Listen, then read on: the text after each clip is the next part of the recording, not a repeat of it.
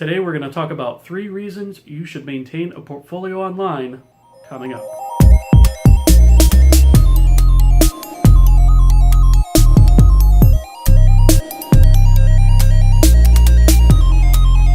Hey guys, it's Travis Vroman. I'm here with a video today to talk about 3 reasons why you should maintain an online portfolio.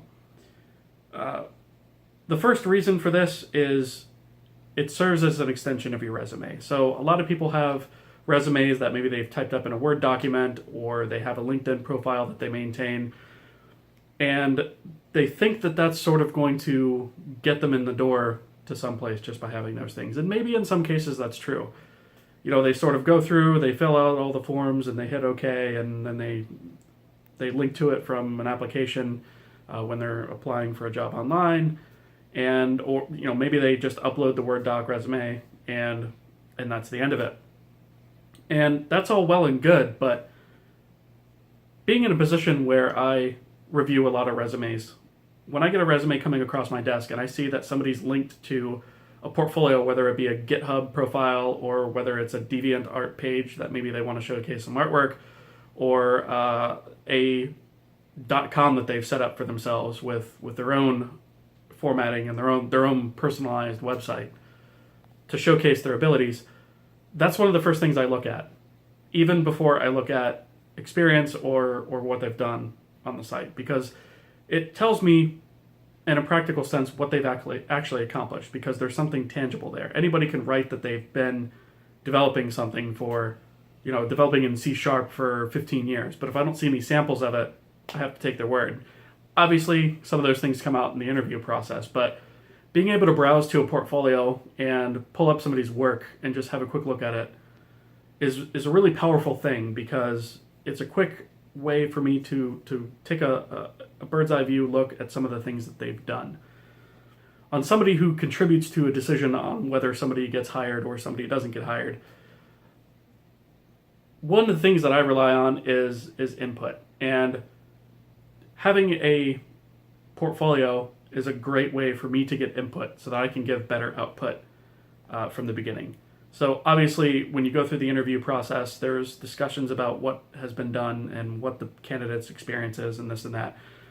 But if that candidate doesn't have an online presence at all, especially in a digital field like game development, that's a bit of a concern to me. So the first thing is it serves as a extension of your resume. Now, the second thing is hiring companies can find you.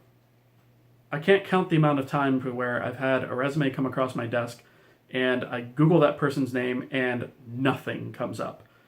To me, that's a little bit troublesome, because I wonder, okay, what is it that this person has been doing? They say they have 20 years of experience, but what is it? I don't see any presence of them online. I don't have any code samples I can look at. I don't have even a resume I can look at. I don't have anything visual or anything to sort of tell me a little bit about them beforehand. And knowing some of those things beforehand is very valuable for somebody who's doing interviews, because it saves a lot of time. It saves you from having to ask questions that maybe would have already been answered by looking at somebody's portfolio. So having a portfolio, especially like a dedicated .com, like I own travisvroman.com, having that makes you very searchable and easy to find. And companies don't have a lot of time to be searching, so if they can't find you within a few clicks, they're probably not going to find you, and that's generally not a good thing, especially in an industry like this one. Third point I want to talk about is a good portfolio makes you stand out from the others. One thing that I've seen is I've seen sort of all varieties of portfolios out there. I've seen ones that don't exist at all. I've seen ones that kind of exist but look like they were thrown together really quickly.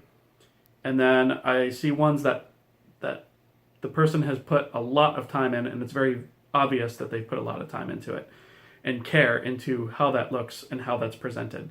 And for me, that makes those candidates immediately stand out, because anybody can sort of throw together a portfolio in 5 minutes or half an hour or whatever and throw something up on the web.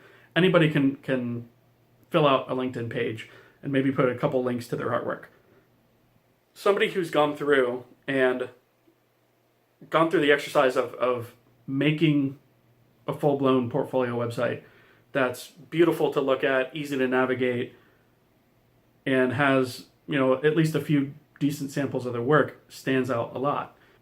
All right, now on the flip side of that, having a bad portfolio can also make you stand out, but for the wrong reasons. So I can't count the amount of times that I've seen a resume come across my desk with a link to, say, a GitHub profile, and I pull up the profile and either it's empty or there's just a couple of very basic repositories in there with very little or no code. Or sometimes I've seen, nothing but 20 or 30 projects in there, but they're all incomplete. They don't have anything in there that's complete whatsoever. And those are all not necessarily good things, because it doesn't showcase that you can complete things and ship things. It showcases that you jump around a lot, or that you don't have necessarily the motivation to finish anything that you're working on. It doesn't show that you have the motivation to work on improving your skills outside the work environment. So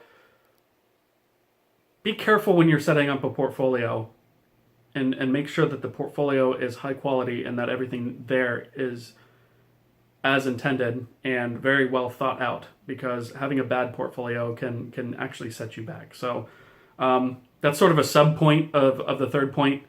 And then there's a sort of bonus fourth point that I wanted to talk about, which having a portfolio is a quick and easy way to showcase your skills no matter where you're at. So a good idea is to have, of course, a portfolio that is mobile friendly. So if you're having a chat with somebody who maybe you introduce yourselves and you get talking at a bar or something, and maybe that other person's game developer, and it turns out they're looking for people, it's really quick and easy to just bust out your mobile phone and say, hey, I've got a portfolio here. Take a look at it real quick and tell me what you think. It serves as sort of an extended business card, if you will. If it's set up in a way where it's very easy to navigate and there's not too much information on the page and it's mobile friendly, it's very easy to just sort of bust that out and hand it to somebody and say, hey, take a look at some of this work. Maybe we could work together. The point is, it's a very easy way to showcase your skills and not have to sort of say something like, hey, I'll whip up a sample and send it to you later via email or something like that. And I only mention that because I've gotten that as well. So yeah, I guess that's pretty much it. So the three are really 4 points, but 3 with a bonus. The 3 points are, it serves as an extension of your resume, or even your resume itself. It makes it so that hiring companies or hiring personnel can find you on the web a lot easier. And having a good portfolio makes you stand out from the others who just do the bare minimum. And then the 4th point is, it's a quick and easy way to showcase your skills wherever you may be. So I hope this helped. If it did, please leave me some feedback below. Let me know that it helped. Like and subscribe, and I will see you guys tomorrow.